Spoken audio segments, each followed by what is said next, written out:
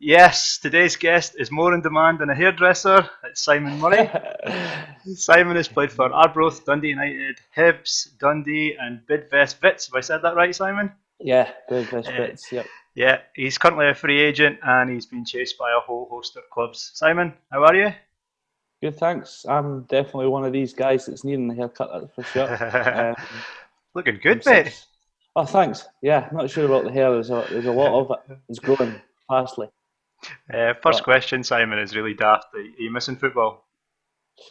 yeah, I think anyone, no matter what you do, play football, watch it, coach it. I think everybody's just uh, missing football the most. This is what it's like to if people that don't live a life of football, it's pretty boring in my eyes. Yeah. So yeah, I think really missing it. Obviously with the injury I had a bit, that I was missing it before, and now it's continued on. The lockdown it's keeping me waiting a bit longer, but yeah, really missing it, and we're glad we've got some German football on at the weekend there. Even though not quite the same without the fans, but uh, it'll do. It's better than nothing. Did you manage to get any games before the enforced break? Did you come back from injury and play any games, or was it No, literally no? so it was tricky because I done my ACL ligament, and my meniscus. So basically, I was just coming into a time where I was going to go back in full training with to the lads, and then I had a bit of a not bad news, a bit of a stumbling block again. My leg wasn't fully extending, so the surgeon at the time he just wanted to put me through an extra surgery. So it's put me back maybe 6 to 8 weeks. So I'm still coming back to full fitness before I could go in. But to be honest, even though the lockdown is bad, for me it's not too bad because it's given me more time to get strong and get in the gym. Um, and yeah, so a bit longer for me to come back, but I think once I come back, I should be perfect. Yeah, that was one of my questions. What have you been doing since the break to get yourself fit? You mentioned the gym. Have you been out running and stuff like that as Yeah, well? yeah. At the moment, the running is pretty hard because coming back from obviously the knee injury, there's still pain. Especially, I only had that other operation maybe 7 weeks ago now, so I'm still not recovering from that. It was just a minor half an hour op. It was just a clean out of the joint, but I'm in the gym twice a day. I've got my own. I've got a use of a personal gym that I can go in, and I'm training 10 o'clock in the morning and then 5 at night. Um, so yeah, I'm managing to do plenty of strengthening. Not so much cardio. I do cardio now and again, but not running, just rowing machine, some medicine ball slams, and it's like a little session like that. I like what would you call it? Like a cross, like a high tempo hit session sort of thing. So Yeah, yeah, I'm just doing what I can. But to be honest, I'm working really hard, and if not, just as hard as ever during this lockdown, which is good. I think things like swimming would have been ideal, but you can't go swimming, can you? Yeah, I need to Um, go in the river outside. on your own, mate. On your own. Yeah, too cold. I've seen on your social media you've been posting some impressive bench presses and stuff like that. So yeah, I can see you're working hard to get back Yeah, to the required strength and conditioning for football. So hopefully that goes yeah, well, mate. Just a quick question: how was South Africa? Again, that's the second daft question in a row, I think, but it was great. yeah. Like at the time, obviously, I went from Hibs, and it was really just came out the blue, and I spoke to Neil Lennon about it at the time, and it was obviously something I never knew was going to be over in South Africa. You know, I never, let alone thought about it for a holiday, but never mind playing football. But honestly, it was a great experience and one I'll remember for the rest of my life. It was like just a totally different way of life, a great country, and played some with some great football players as well in different types of football. So yeah, it was an unbelievable experience. Uh, you're back in Scotland now. You mentioned you got one of the last flights out of South Africa before lockdown. Is that right? Yeah.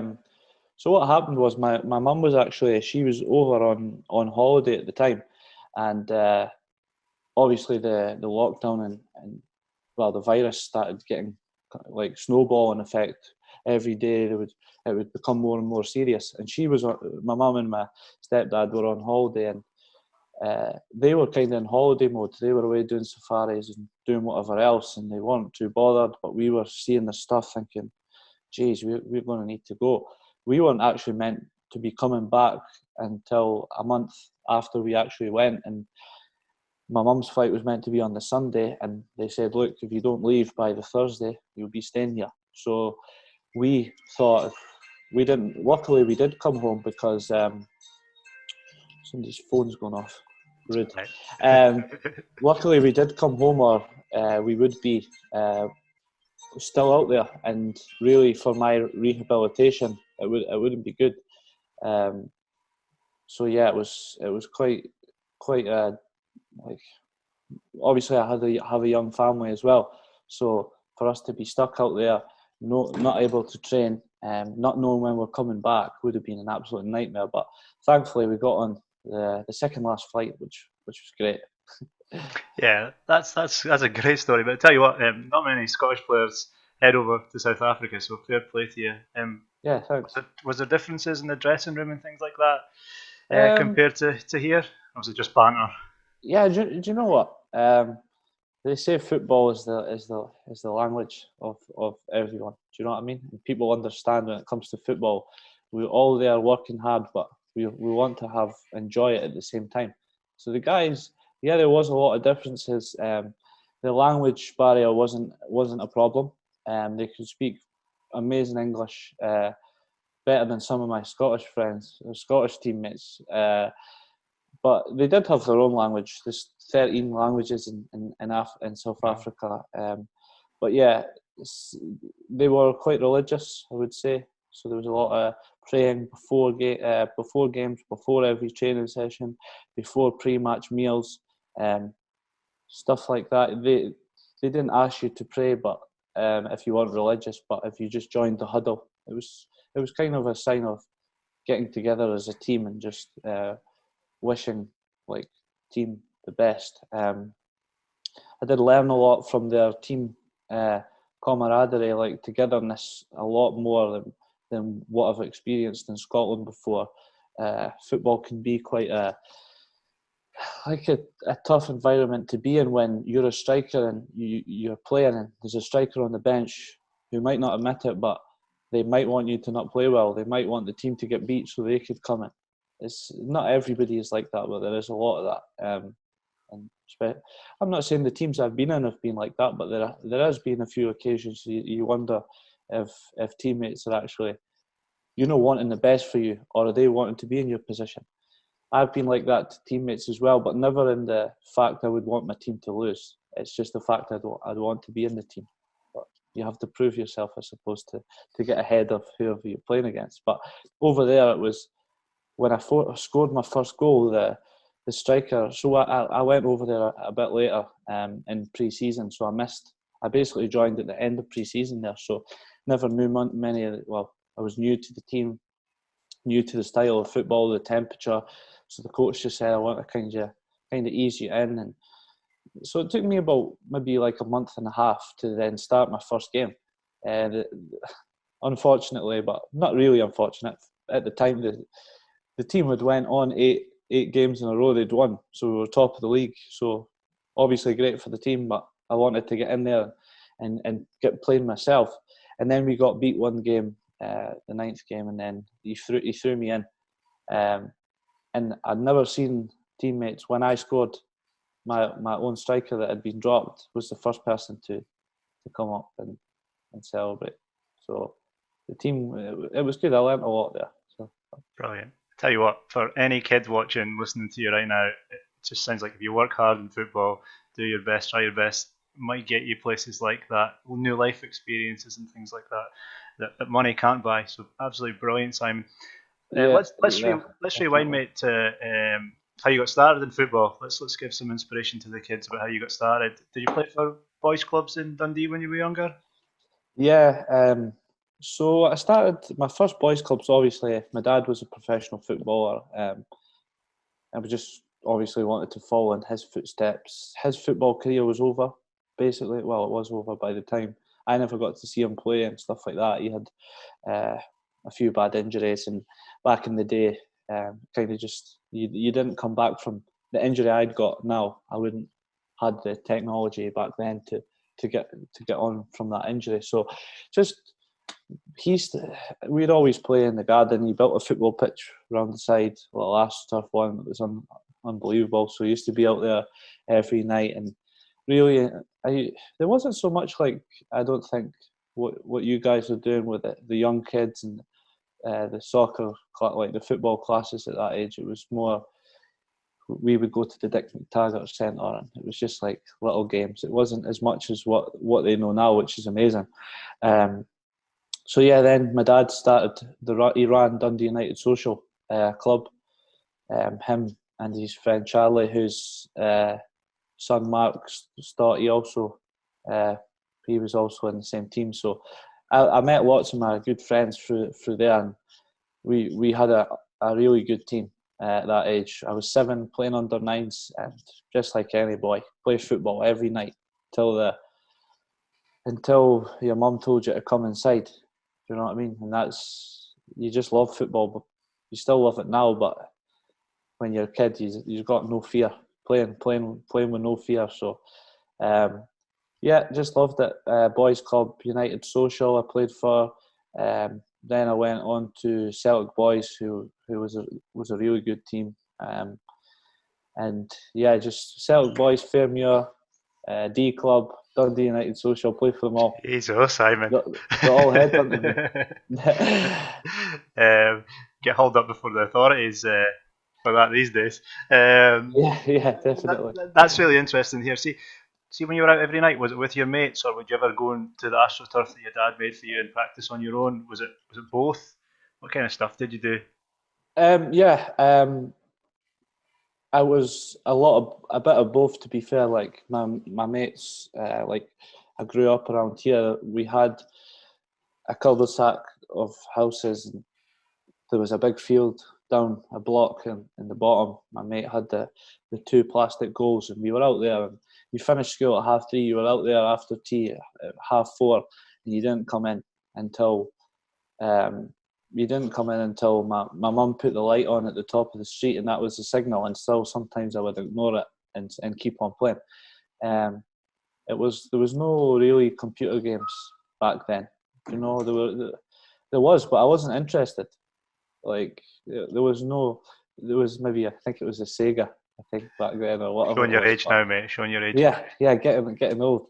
But there was no interest in that. I just wanted to play football, and any night that I wasn't down there, I was in the garden with my dad. He was on his knees, and I was just shooting past him, and even just go out myself, kick it against the wall, and just try and become what everybody wants to become at that age. Did you always want to be a striker? Were you always up the top of the park scoring Yeah, goals? Yeah. my dad being a striker, and I remember when you're young and you think, oh, try and go in the goal, and then you realise it's not for me, Dad. Stood in the goal, there was one shot, my team was too good. Damn, this is too boring for me. Get me up front next week. It was only 2 games, and then he says, I told you so. Nobody wants to be a goalie. Sorry for any goalies that are listening, but I think, see, when you're younger, it must be the toughest position in football. I feel really sorry for my goalies, for the teams that I've coached, because, you know, a player could waltz through 6 other players and then put it through the goalie's legs, and everyone starts shouting at the goalie at a young age. You know, it's yeah, that's it. one of those things. The goalie, they say, is one of the hardest positions because there's very limited, very small amount of times you're actually going to be the hero, because the striker is always the hero. You can miss 4 chances and you score 1, you win the game, bang, you're the match winner. The keeper can make 5, 6 saves, and then he lets one in. Do you know what I mean? It's forgotten about a little bit, and it is a tough position. Don't get me wrong, but for me, it's always been about trying to score goals. Brilliant. See, out with your mates and practicing every night, and then practicing with your dad being a professional, a former professional, a lot's inspiration there. Do you think you learned more just practicing, playing with your mates on your own with your dad than you did playing, at team training and things like that? Um, Um, well, when you're, I think the most important thing when you're young is just to play football. Just touch the ball, do as much as you can, keep the ups. That was my big thing with my dad. He wanted to get us over 100 keep the ups. Just touching the ball as many times as you can. You're young, you're going to forget things that maybe, you know what I mean, you make mistakes and you learn by your own mistakes. So as long the coach is obviously really important, but just playing, touching the ball, doing all these things, it's only going to make you better. Um, Playing with your friends, yeah, I was lucky because my friends were good and really into football as well. And then when you go to football and get coaching, you're still with your friends also.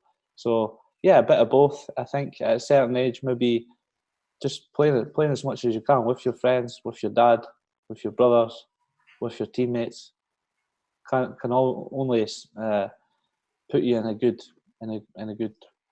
way of getting to play.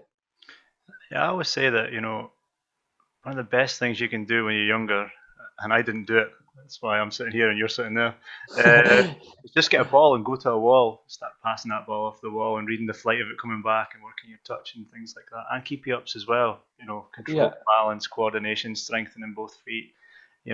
These things are massive, which is why I asked the question that if you learned a lot more technical skills on your own compared to team skills. definitely, It sounds like a mix. definitely technical skills. I think if say I started at 7 year old, okay, you're never going to learn the game at that age, and that comes when you're 16 or 15, when you know a bit more about football and you're a bit more mature, maybe. But just when you're that age, just playing football, hitting shots off the wall, chest and volley, chest, whatever, knee volley, doing all these things. And I think that's definitely the best thing. Don't put too much pressure on yourself. Just go out there, try and hit a tree from like 10 metres away, then go 20 metres away. You can play football anywhere. It's not like golf. You need to be at a golf course for the majority of it. Do you know? I know you could do chipping, I suppose, but you know what I'm saying. Yeah. Just you could play it in the backies. You don't even need to have grass. You could have anything. So in the street, just wherever. That's where you learn. You listen to the top guys. Some guys on like open goal that they speak. They just always played football. Just doing all these, just playing wherever when they were young.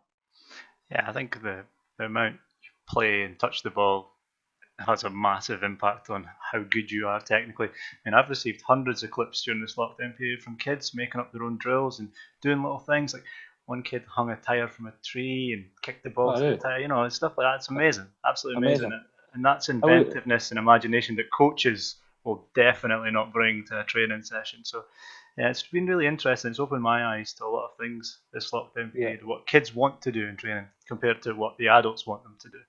yeah. Most of all. So it's been a really interesting period from that point of view. Both, like going from that, I think both is important because you're there to bring them on faster, so you know things that they don't. And a bit of both is amazing because they are when you're a footballer, if you watch, you don't want to be like, as I say, like too. You want to be unpredictable. So them doing things like that is unpredictable. Do you know what I Yeah, mean? So that's a great thing to have. Being inventive, doing things. That's also good. You see the guys doing it now, Ronaldo with taking his free kicks. Nobody taught him that. He probably went and just thought, I'm going to try and kick it this way and see what happens.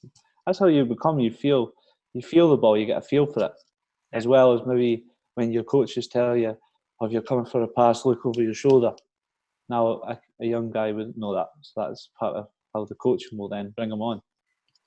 yeah, exactly. See, you played for the boys' clubs. Was it Montrose you got spotted by first of all into their youth system? Yeah, so that was when I was about 16, 17.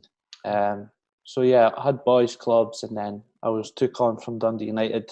Uh, think I was about 9 when I went to Dundee United. I was there for a couple of seasons, and at that time, Dundee United's players trained in Glasgow because all the good guys seemed to be from these areas. So there was no the boys in Dundee, for whatever reason, never really got seen as compared to these guys. So I'll be honest, I didn't like it at that age. It frustrated me a little bit. I was there from 9 till 12, then went to Dundee. At the time, it wasn't run that well, my age group anyway, at that time.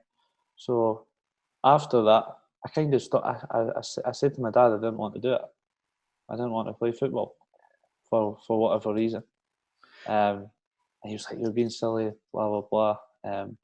Just keep working away and whatever else." And then I think I had a bit of time away from the football. Not too long. It was only like a year. Did that help, that little break? Did that help you rediscover your love for football? Yeah, do you know what? I went and played golf. For my uncle was a good golfer, so he's like, just come up to the golf. And it was just maybe being through it at United, maybe being told I wasn't going to be good enough, that sort of thing. Then going to Dundee, wasn't really working out.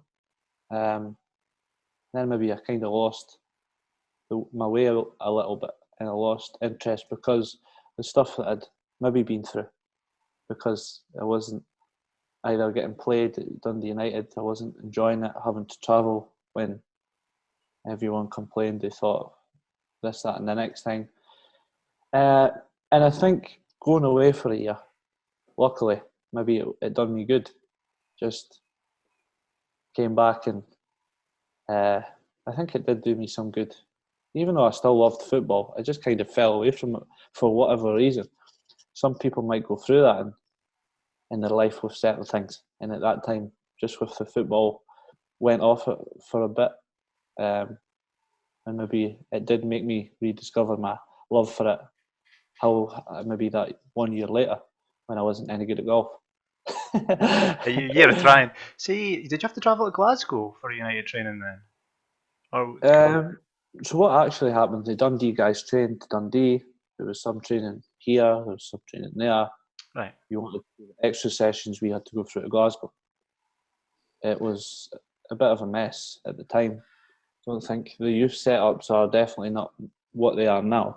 Because everything seems to be amazing at the boys' clubs, and it's a lot. It's definitely improved from when I was younger. So it was a bit of a mess at that time, and I don't know, for whatever reason. It just, looking back, I can't really remember the ins and outs of it, but for whatever reason, I just went away, and then when I came back, I went to like a junior side, Dundee Violet, and it just so happened the guy, well, George Shields, his name is, was actually the manager of Montrose at the time. So he said, just come straight up to Montrose and play in the youth team instead of coming to the Violet. So I then went back to loving football again from there. Yeah, Simon, that's really, really interesting, because, when I was younger, people obviously were in youth academies and stuff like that. When they got released or didn't like it and left, they kind of fell away from the game a little bit. Yeah. It sounds like you've just had a wee break, went back, rediscovered your love for it, and then took off ever since. So you were at United and Dundee. You went back to United. They actually paid money for you. What were your thoughts at that point? Oh yeah, at that point, that was like unbelievable. Like, because it was like it's been a roller coaster for me. Like a lot of my football. Obviously going to Montrose, then I went back to like junior football, and then up to Arbroath. And then 6 months later, I was at Dundee United. It was like it was a dream come true. Like, just full-time footballer. They were sitting like second in the league that season. like internationals playing for them and all that. It was just amazing. It was really good. It was like, probably it's the best feeling you can get at that time. I'll bet. Kind of jumping all over the place. I'm really interested in certain things you're saying, so sorry about that. Yeah. But see, when you were younger at United and Dundee and then Montrose, see the kind of training that you got at those places and at junior level at the Violet and stuff. What kind of training was it? Was it? I'm always interested in this. Was it more technical training, more physical training to make you fitter? Was it a mix of Yeah. both? Tactical training? What kind of training was it? When I went to Montrose was, I think, a bit more like what the guys are doing now, especially on the youth team, the youth. Um, Learning how the game goes, if you know what I mean, getting the ball wide, in the box, runners, all that sort of stuff. Because you were decent level, they were now trying to teach you bits of the game, proper coaching at that age, at Montrose. And then if you were lucky enough to then train on the other side of the pitch with the first team, then it was a bit different because there's a certain age you get to, and then you kind of know the game, so it's not as full on with the coaching in sense of there is a bit of everything, I would say, tactical, technique, and then a lot of it's physical fitness and sharp games and stuff like that. But yeah, definitely at the Montrose Youth was a bit more coaching. And then what actually happened was when I was at Montrose, I did like it. It was okay. It was okay. I was starting to get back into the game a little bit. But then John McGlashan, do you know John? Yeah. Yeah. I knew who he was. Yeah. He was the real guy that got me to where I am. Like here, he was brilliant. Just because I went from learning that stuff with boys, and then went into men's football in the juniors. He signed me at Tayport, and his training was like he'd always been a professional, so he just took what he knew into the junior levels, and I just went like that up from there. Nice. See, so I'm an Arbroath fan, so I watched you quite a lot. I've been to a few United games as well. So Nice. I remember, you just never stopped working at Arbroath. It's never stopped running. And for a part-time player, you were really, really fit, and you had a willingness to kind of work hard and do well for yourself. And from what you're explaining, where you've come from, obviously you were at United, Dundee, juniors, Montrose, back to juniors, then Arbroath again. See, when you got to Arbroath, did you think this is my chance now? I need to grasp this. You certainly played like it. Yeah, it's funny because I remember when I signed, and I was obviously in the juniors, so my John told me, I'll get you in. I'll get you like a chance to go to the next level, and then from there on, like it's basically up to you. So, like, which it was anyway. You knew, get you in there. I'll just get you a chance. Which, like, because obviously when I was playing at Tayport, I was scoring 2 and 3 every week, and he was like, Simon, you need to get a chance. So he got me in, and then I remember Mark Waltley. We walked out onto the pitch, and he'd come from the junior as well, and he said, "This is brilliant. Like we'd just been in the juniors last year." He was at Lowland, which is basically the same, even though he thought his team was better. But we'll not go there. Yeah, and then we just thought, look, we actually said it on the first day, was like, what's your, like, we asked each other, what do you think we should do, like, aim for this season? And it was just to kind of cement ourselves there so we could be in that team, sort of thing. And yeah, just trying. I wasn't thinking really, like, I'm going to be at Dundee United. I'm going to be playing at SPL in 6 months. That's definitely not what was coming up, like, what my thoughts were. I was thinking, get in the team, work hard, and just see where it takes us. See where it takes us, I think. That season was crazy because I think you scored something like, I don't even know what it was, 20 goals before New Year. Yeah, So 20. 18, 20, I Yeah, can't remember. We'll say 20. And then Yeah, obviously we'll say 20. Yeah, it'll be 21 next week. yeah.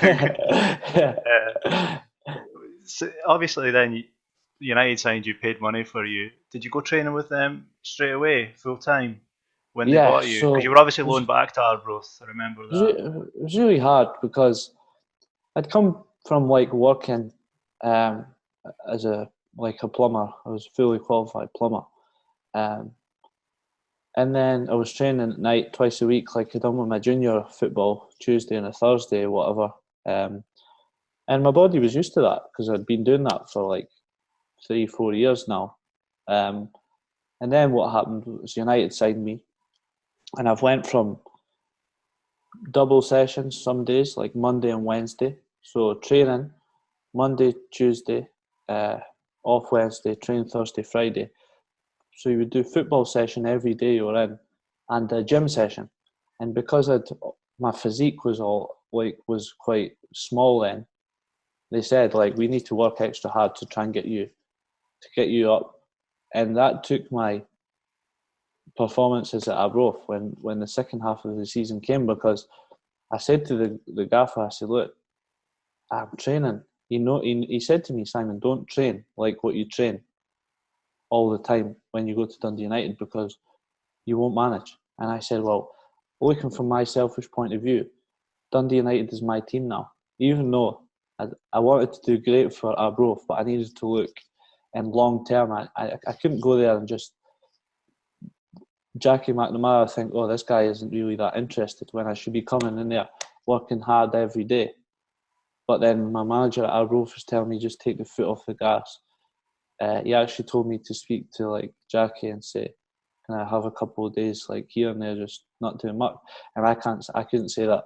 So when it came to the performances at the weekend, I just didn't have the legs because I was tired from doing so much training, because my body wasn't adapted to the intensity of the training with these players.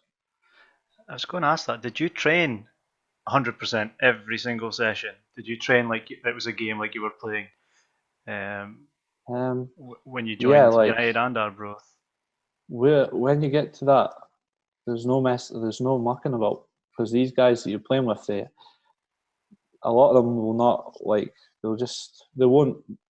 You want to be in there. You want to make a good impression. You want to think, right, if we're in a battle in a game, that this guy's going to work hard. They don't want lazy players. They don't want people that aren't interested, because they get weeded out, whether it's from you, like not training hard or whatever. The manager finds these players. If you've got a bad attitude, you're not positive enough or whatever, you don't train hard enough, eventually you get um, weeded out through whatever reasons.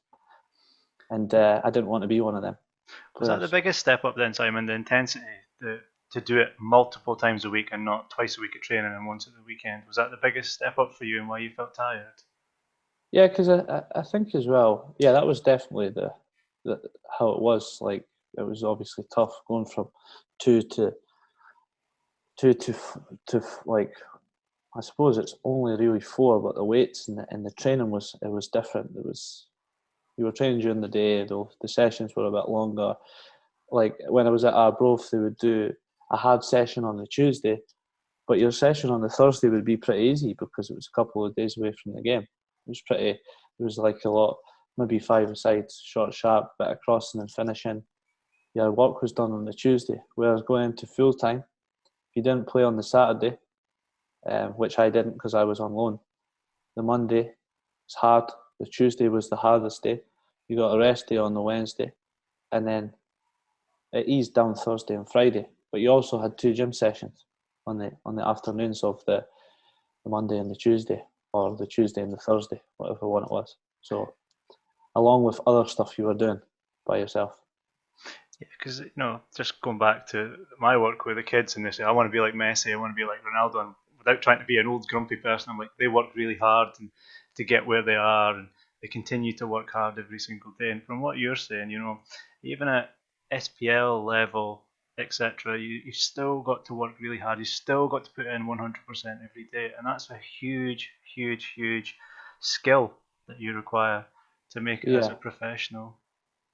Yeah, look, the difference between Messi and Ronaldo, the Premier League players, is they think quicker. They are their touch is better, their finishing's better.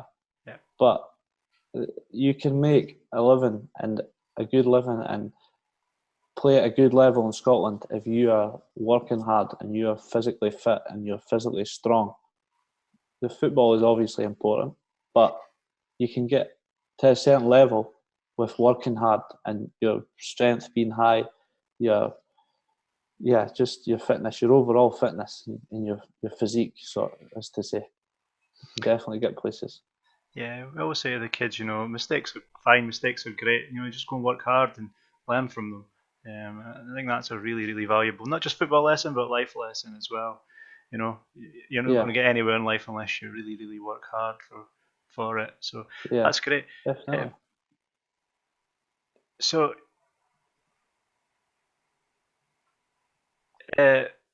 just interested, how you get positive, Simon. If I can ask that, I wasn't going to ask a question like this, but it's hard that half season. You're full time at United, and you're part time at Arbroath. You're on loan. How did you keep yourself positive during that spell? What, the downward spell? Well, obviously you're flying before Christmas, before New Year, and after New Year you weren't flying as high. How did you keep yourself positive? Was it just focusing on the move at the end of the season? That was one of the things. Like, that's the selfish side. The team at Arbroath not doing so well, even though I wanted everyone to do. I wanted us to win the league, and obviously we were flying, and everyone kind of took a downward spiral. Not just me. It was a whole team sort of thing.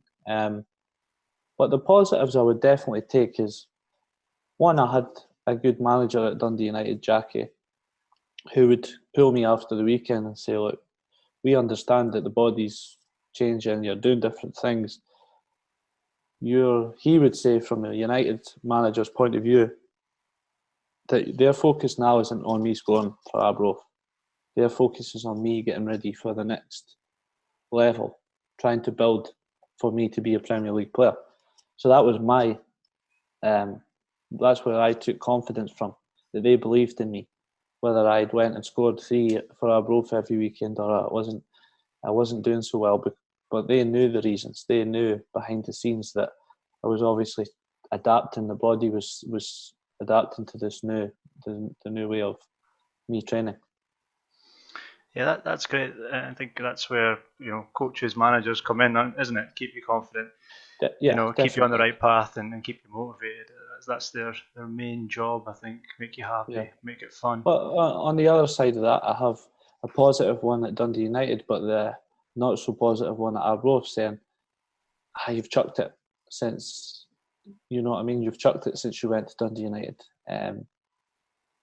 which isn't always great, because at the end of the day, the manager lost his job. So you think to yourself, it's me that was part of that, which is never good. You don't want anybody to lose their job, especially when you're meant to be the star striker at the time. But it's just a learning curve. Everyone's learning. You never lose. You just learn. That's what you got. You're going to miss chances. You'll get sent off. You'll, hopefully not all the time, but it will happen. You make mistakes. You make bad passes, and it's how you react. You know what I mean? And that's the most important thing, I think. That's a brilliant quote. You never lose, you learn. That's exactly, a takeaway. So you went to United. How did you find that then? First season there? First full season? Yeah. Do you know what? I went into the pre-season and I just focused on being back pre-season. I was flying. I was one of the fittest boys when I went back.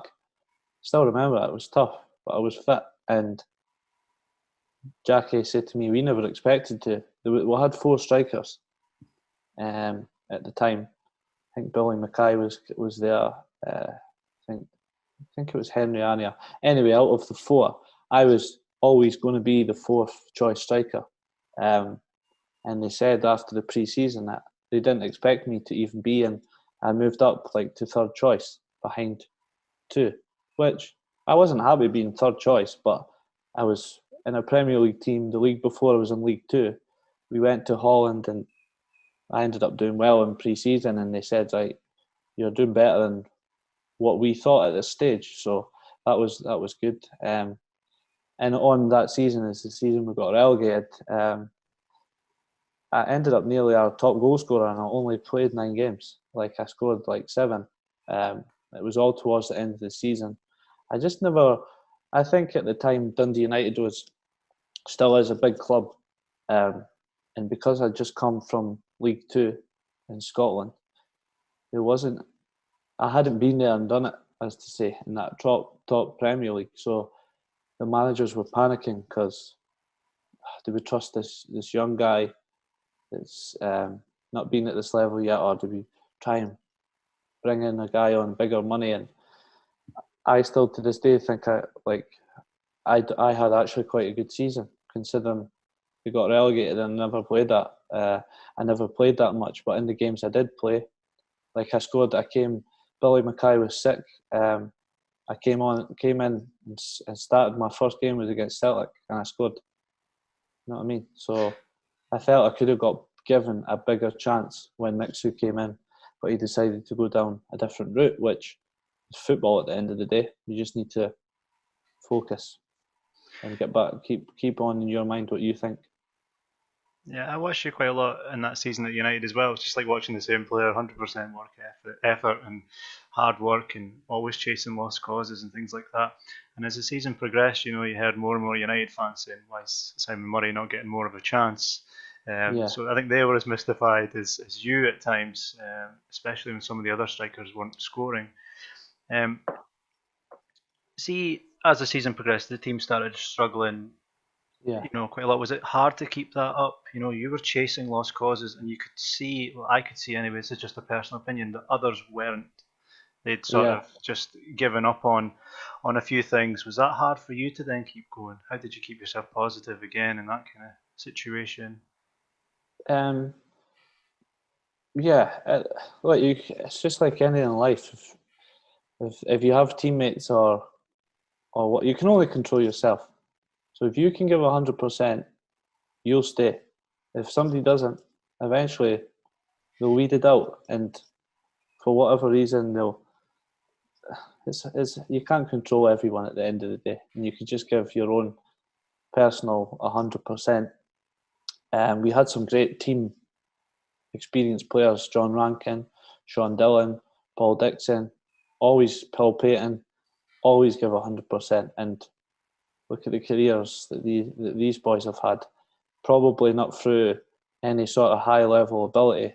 Like they have got a good ability, but their work ethic and their attitude is definitely what takes them to the level that, and that me also is the same.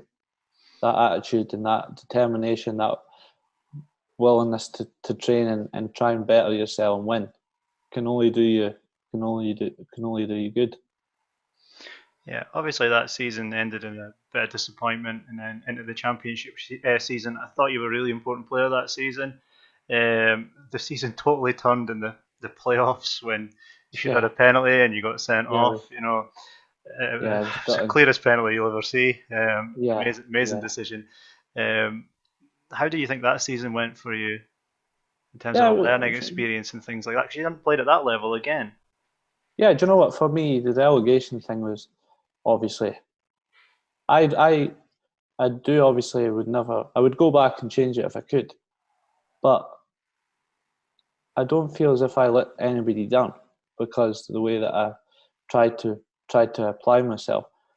So going down actually to the championship was the best thing that could have happened to me because I was going from like not really playing until the end of the season when the guys were already basically dead and buried, and then going to be the main striker, me, well, one of the main strikers in the championship, where I went on to play like over 40 games. So for me, the being in the championship was the best thing that could have happened to me, even though it was at the fault of the club getting relegated, which would obviously never want it to be, would never want it to happen. Yeah. See, at the end of that season, you moved to Hibs quite quickly after the season ended, and you started the next season on fire. Um, Yeah, I mean, I was going to ask you, would it be tough to sort of adjust to a new city, new faces, new dressing room, and things like that? But given everything you've told me so far, I think you probably adapted quite quickly. Would that be correct? Yeah, yeah, it was really good. It was like that was another thing. Hibs was had been on the radar for like a year before that. Like I could have had the option to go there actually from Arbroath, but at the time I felt a bit better with Dundee United. But yeah, I just when I went into full time football, I learned about the conditioning side and the physical side, like the strength training, which is like one of the most important things, like as well as the football side. The strength is just as important as that side. So I took that on to then build myself up to be a bit physically like stronger. And then that whole pre-season, the 4 weeks before it, I trained every day. And then I went into pre-season, I was flying, and the pre-season was great. And then I really enjoyed it there. It was under a great manager, Neil Lennon, who, like as you say, can you go in and can you get away with training sessions not applying yourself? He definitely would not allow that like to happen. It was intense training, and if he wasn't happy, he would know about it straight away.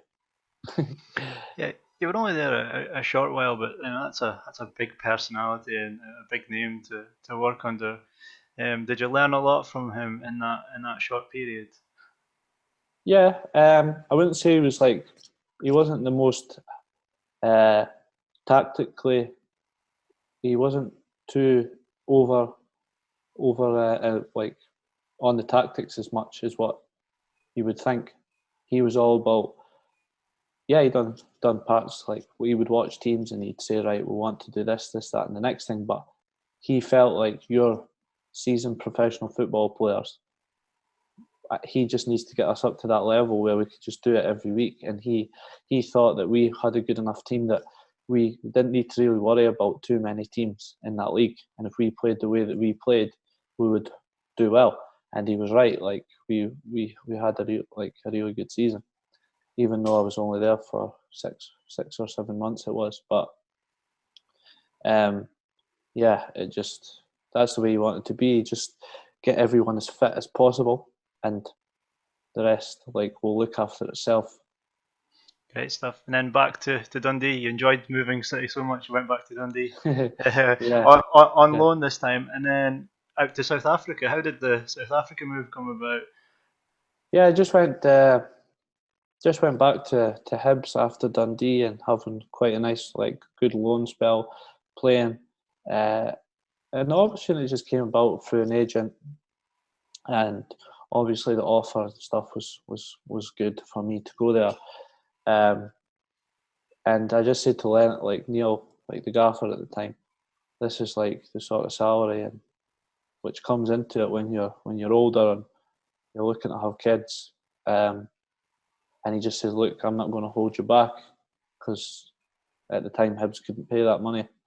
Um, so he just said, I won't stand in your way because he wanted me to stay and try and fight for my position, try and get my performances back that I was at the start of the season, the season before. But at the same time, he knows that football is a short career, so you need to try and make a bit more money. It's one of these things. Yeah, it is what it is. Yeah. Any idea where you're off to next? I spoke to a few clubs. Yeah, there's three teams in the Premiership in Scotland. There was a couple down in England. So with all obviously the virus and stuff, they can't put like an offer on the table. But there's definitely interest there. So just waiting to see what comes up in the next month to 6 weeks and see where it takes us. Brilliant. Simon, what an inspirational chat we've had. I'm sure the kids will take a lot from this. I know you started off, playing in boys' club, lots of boys' clubs, and then off to Dundee Yeah, United, then Dundee, back to the juniors, Montrose, back to the juniors, then Arbroath United, Hibs, Dundee, and then out to South Africa. And it sounds like you put a ton of work in to get where you are as well. So again, what an inspirational story. See, during Thanks. this period, would you have any advice for the kids in the local area about keeping active, what they could be practicing? Yeah, just I would say running is quite important, just to get obviously keep the fitness going. Um, Depends how old you are. As like maybe at that young age, it's not as important, but definitely keeping active, dribbling. You can make goals out of jackets and cones, mannequins, dribbling round, just touching the ball, keepy ups, kicking the ball off the wall, all that sort of stuff. Just get off the computers. That's Brilliant. what I would say. Brilliant, Simon. So, thank you so much for your time. I really appreciate it, and I'm sure the kids who are watching will appreciate it as well. Right, no problem. Brilliant, mate. Anytime. Thank you. No problem. Thanks.